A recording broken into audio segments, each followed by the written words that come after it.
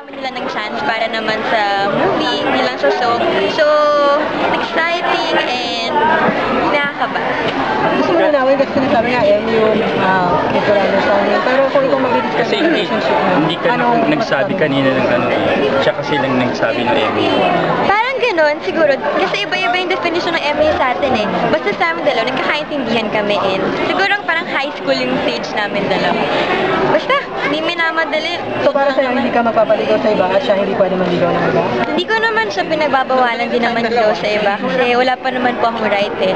So, choice naman niya kung ano yung gusto niya. Kitang-kita daw kasi ng mga tao yung kilig sa inyong dalawa. Kaya parang meron na talaga. Hindi na makita, charot.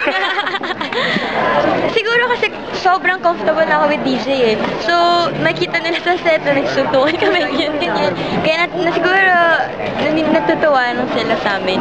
So, yun lang. Nagpapakatutuwa lang naman din kami sa set eh. Catherine, si Liza talagang napakaganda rin ng babae. Nakatime ba na nagselos ka? No, hindi. Kasi buhay ng artista naman, prepare ka rin sa iba. So, ayoko rin naman putulin yung chance kay DJ na malove team sa iba kasi baka mas okay, yung ganyan.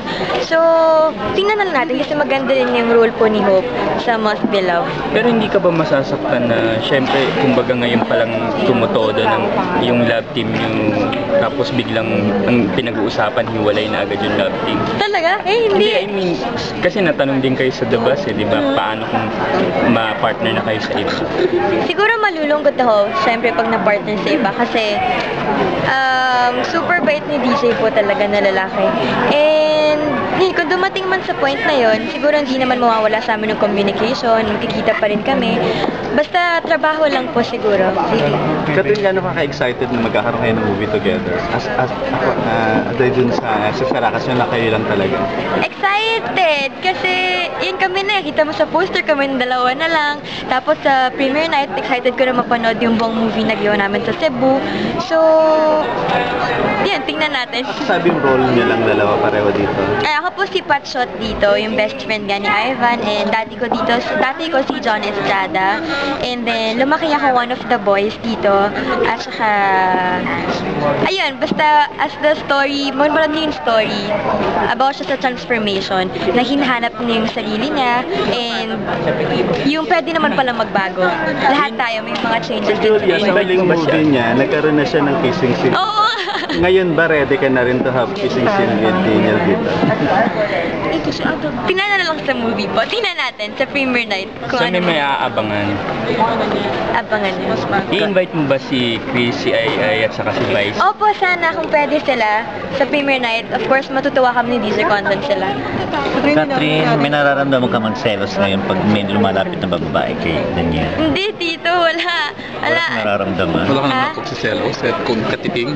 Hindi naman kasi lalo na sa mga babae, ma-attract naman sila kay DJ kasi kumakanta and ganyan. So, ba't ka naman sila pipigilan, di ba? Parang naka-proud nga kasi ang dami nakakagusto kay DJ. Kaya yung sinasabi nilang issue na iksaselos ako lalo na sa mga fans, hindi po yung totoo.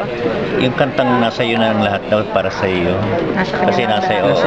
Wow! Oo. Wala naman sa akin yun eh. Nasa iyo na sikat. Na parang nawala siya sa kanyang sarili din sa mga papuri mo kanina. Oh! Thank you. Thank you. Thank you po. Thank you. Teka muna, tapusin last question. Last lang. Okay, ho. Magtanong kayo. Kaya yung MU sinasabi mo, hanggang saan na yung level ng pagiging MU niya ni... Matagal mo na sinabi yun sa The Bus eh. Yung Nasa MA ba ba or mas mataas? Oo, di ba? Hindi, Ilang buwan doon na lang. yun. Kasi Steady lang. ng parang yung Steady napapansin na. na yung super close niya, parang kayo na talaga. Kayo na nga ba talaga? Parang, Hindi, Tito. Kasi yung MU nga, para sa akin, yung... Kayo lang. Hindi yung kayo na eh. Basta hindi ko naman siya pinipigilan din malinga sa iba. So, okay lang sa akin yun. Pero, yung very comfortable kayo sa isa't isa, nasasabi mo sa kanya lahat ng problema ko, and humingi ako ng advice sa kanya, very open ako kay DJ. Kasi, Okay, yung na yung feelings nandun talaga. Special feelings. siguro, masabi ko na nagde-develop talaga yung feelings habang nagtatagal mo kasama si DJ. Kasi, mabuti po siyang lalaki. Kamusta yung treatment sa'yo ng parents ni DJ? Mabait si Tita Carla, si Tito Doy, yung kasama niya parate. Mabait po yung family niya. And na-meet ko rin si Tito Romel nung Game 3. So, super bait nila. Pero kailangan na yung Siyempre, strict pa rin. Andun yung limitation. So, depende lang sa babae yun kung paano i-handle. Pero okay lang pa sa kanya magka-boyfriend ka na o hindi pa rin? Sana hindi muna. Yun Sinabi yung- niya sa'yo yun. Pero gusto niya rin ako maging normal girl na manliligaw and ganyan. Pero sana wag muna. Pero pwede magpaligaw. Pag 18 na daw, pwede na. Ito yung Yeah, participation mo pag-18 na sa debut ni Julia. Nasa 18 sessions po ako. Okay. Thank you, Peg. Thank you po.